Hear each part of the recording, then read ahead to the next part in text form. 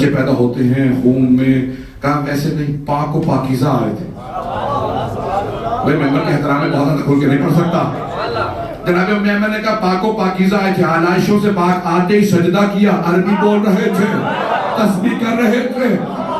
جناب ام ایمن سے پوچھا کوئی اور بھی ایسا ہے؟ کہا ہاں فاطمہ بھی ایسی ہی آئے، حسن بھی ایسے، حسین بھی ایسے. کہا علی کا پتہ نہیں کیونکہ وہ کعبے میں آئے.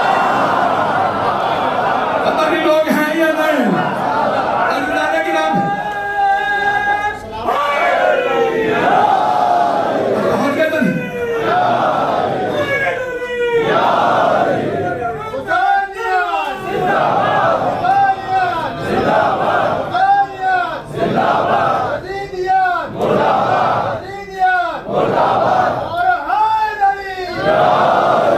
میری بات پہنچ گئی جانے گرام ہے. استثناء صرف اللہ اور اللہ کا رسول بتائیں گے. کوئی آدمی یہ نہیں کہہ سکتا کیونکہ میں حاکم ہوں تو. اللہ نے گرامی نبی اور آل نبی اور ہیں. آپ نے فرمایا ام ایمان کیونکہ میری گواہ ہے، سیدہ کی گواہ ہے، ان کی گواہی عادی. اور آپ نے سارے مجمع میں بتایا کہ یہ ام ایمن کبھی بھی اگر ان کے کوئی مقابلے میں آ جائے تو وہ جھوٹا ہے. کوئی صدیقہ طاہرہ کے مقابلے میں آئے چاہے مرد ہو وہ جھوٹا ہے، اور سیدہ صدیقہ ہے. میں مکمل کروں گا اعلان گرامی. میں نے بہت سے مطالب ذہن میں لے کے آئے تھے، میں مکمل نہیں کر سکا، میری نیند پوری نہیں ہو رہی. اعلان گرامی جناب سیدہ کو سب سے زیادہ صدمہ اس بات کا تھا کہ میں نے کہا فدق میرا ہے اور حکومت نے کہا نہیں، ہم آپ کی بات کو نہیں مانتے. سب سے بڑا ظلم صدیقہ کبریٰ، صدیقہ کی تکذیب. میں دلیل بن زنا آپ کے سامنے پہلے انشاءاللہ. اعزازِ گرامی کون ہے جناب سیدہ؟ آج جو بی بی کے مصائب پیش کرنا چاہتا ہوں کہ جناب سیدہ اور جناب مولا کائنات میں کئی مرتبہ گفتگو ہوتی تھی اپنے اپنے مصائب پہ.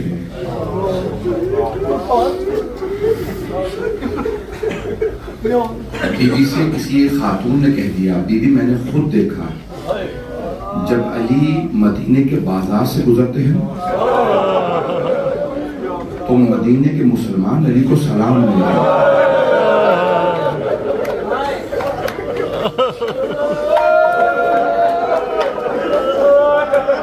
بی بی سارا دن روتی ہے. اب الحسن کو لوگ سلام نہیں کرتے. کائنات کے ولی علی کو لوگ سلام نہیں کرتے. جناب سیدہ انتظار میں تھی، عصر کے وقت مولا کھڑا ہے. بی بی نے سوال کیا اے ابو الحسن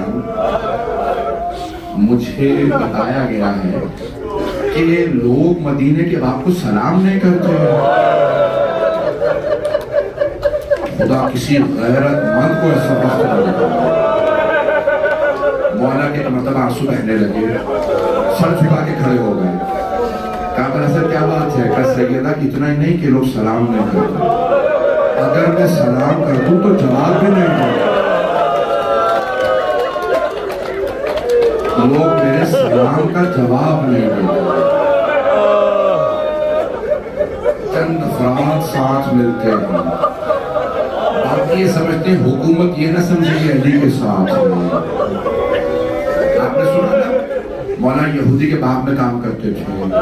کبھی سوچا صرف ایک باغ فدق نہیں تھا، مولا کے اپنے کتنے باغات تھے، سب کچھ چھین لیا گیا. آپ جانتے ہیں نا حکومتیں آتی ہیں تو کہتے ہیں اپوزیشن کو کمزور کرو، سب کچھ چھین لو، ان کے گھروں میں فاتح ہو یہ مر جائیں. صرف حکومت نے فدق نہیں چھینا، سارے باغات نہیں چھینے. ایک مرتبہ اعلان کیا خبردار علی کو کوئی مزدوری نہ دے.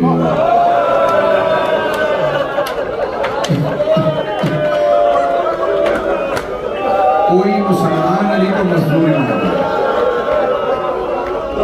مولا ظواہر پہ چلتے تھے، پتھر کو اشارہ کر کے کہہ دیتے سونا بن جا سونا بن جا. اپنے لیے مولا نے نہیں کیا. یہودی کے باغ میں کام کرنے جاتے.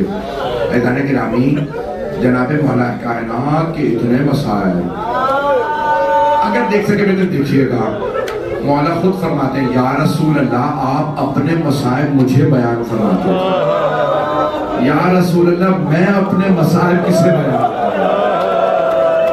فاطمہ خود بیمار ہے، پہلو شکستہ ہے، ہاتھ زخمی ہے، حسنین چھوٹے ہیں، یا رسول اللہ میں آپ کے بعد اکیلا رہ گیا ہوں۔ ادرکم اللہ، ادرکم اللہ۔ میں تو آج تفصیل سے پڑھنا چاہتا ہوں، آج بہت سے جملے ایسے ہیں بڑے سخت ہیں، جناب مولا کائنات دیکھ کے، اور کئی مرتبہ آپ نے سن رکھا ہے نا مولا کنویں میں جا کے بولتے تھے، صحرا میں جا کے بولتے، کیا کہتے تھے سنیں گے جملے؟ مولا صحرا سے کہتے او صحرا یہ نہ سوچنا تو تنہا ہے، میرے دل کو آ کے دیکھ میں کتنا اکیلا رہ گیا۔ پھر مولا فرماتے او کنویں یہ نہ سوچنا تو گہرا ہے، ذرا علی کے دل کو آ کے دیکھ میرا دل اتنا گہرا ہے۔ ایک جملہ سنیے مولا کائنات کا، مولا فرماتے ہیں میں نے اتنا صبر کیا ہے کہ اب صبر مجھ سے کہتا ہے یا علی اور کتنا صبر کرنا ہے۔ ادرکم اللہ، ادرکم اللہ۔ جملے سن لیجیے، جناب مولا کائنات یہودی کے باغ میں کام کر کے مزدوری کے بعد چند روٹیاں لے کے آ رہے ہیں، سیدہ فاطمہ سے ہیں، حسنین بھوکے ہیں۔ دیکھا مولا نے کہ ایک مرتبہ حضرت مقداد اپنے گھر کے باہر کھڑے ہیں، مولا نے جناب مقداد کو دیکھا کہ مقداد مدینے کی اس دوپہر کی گرمی میں آپ باہر ہیں؟ کوئی مولا سے پوچھنے والا نہیں، مولا آپ بھی تو دوپہر میں باہر ہیں۔ ایک مرتبہ مولا نے فرمایا مقداد کیا بات ہے دوپہر کی گرمی؟ کا مولا بچوں کا فاقہ برداشت نہیں ہو، میرے بچے فاقے سے ہیں۔ مولا نے فرمایا مقداد یہ روٹیاں گھر لے جائیے، اپنے بچوں کو کھانا کھلا دیجیے۔ جناب مقداد نے ہاتھ جوڑ کے عرض کی مولا مجھے پتا ہے بنت رسالت فاقے سے، مولا مجھے پتا ہے آپ کے بیٹے حسن حسین بھوکے، مولا آپ یہ روٹیاں گھر لے جائیے۔ مولا نے فرمایا نہ سیدہ برداشت کریں گے نہ حسنین برداشت کریں گے، مقداد کے بچے بھوکے رہیں اور ہم کھانا کھا لیں۔ میں نے پڑھ دیا آپ نے سن لیا،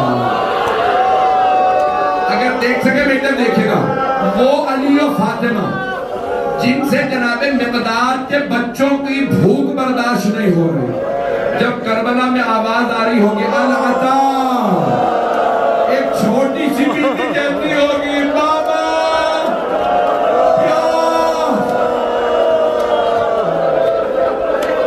ادرکم اللہ، ادرکم میں رونے میں بخل نہ کیجیے،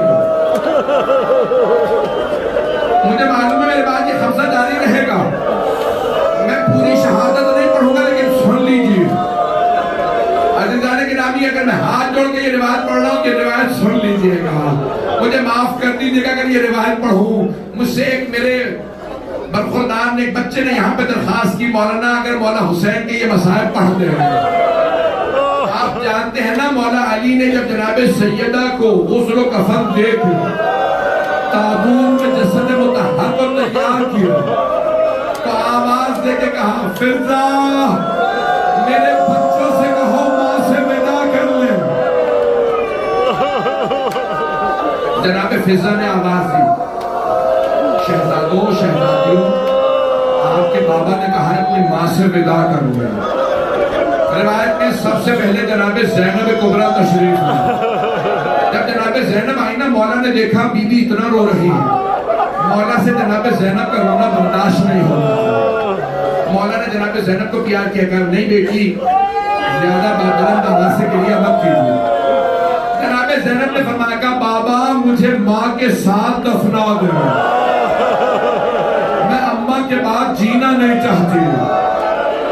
مولا نے بیٹی کے سر پہ پیار کیا، سر کو چوما، بہت پیار کیا، نہیں میری بیٹی ہے، بیٹی اپنی بہن ام کلثوم کو ودا کرا لیجیے، سب ایک طرح دیکھ لیں نہیں تو آنکھیں بند کر کے مدینے چلیے۔ جناب زینب 5 یا 6 برس کی تھی، گئیں جناب ام کلثوم کو لیا، ام کلثوم ماں سے ودا کر لیا، 3 برس کی جناب ام کلثوم ماں کے جسد کو دیکھا رونے لگی، مولا نے آواز دی فضہ حسن و حسین کہاں ہو؟